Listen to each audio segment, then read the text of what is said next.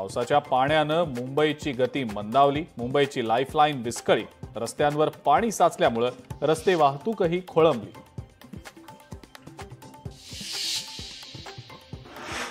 मुंबईमध्ये पावसाचा red alert. आवश्यकता नसेल तर घराबाहेर पडू नका, मुंबई महानगरपालिकेचं आवाहन.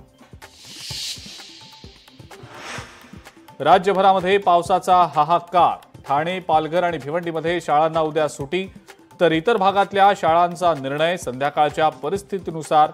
मुख्यमंत्र्यांनी दिली माहिती.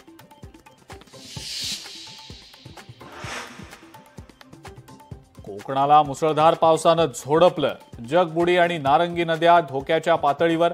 नदीकाठची गावं सुद्धा पाण्याच्या विळख्यात. पावसामुळे मराठवाड्यातील 800 गावं बाधित. 1 लाख हेक्टर शेतीचं नुकसान झाल्याची मुख्यमंत्र्यांची माहिती. वाशिममध्ये 40 वर्षांनंतर मोठ्या प्रमाणावर पाऊस. पालकमंत्री दत्तात्रय भरणेंची माहिती. पंचनामे करून तत्काळ मदत करण्याच्या दिल्या सूचना.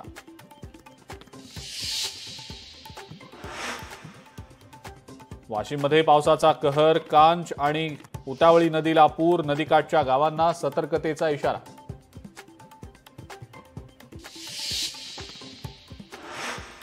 बुलढाण्यातही पावसाचं थैमान. पूर्णा नदीला पूर आल्यानं शेतीचं मोठं नुकसान. मुसळधार पावसामुळे जनजीवन विस्कळीत.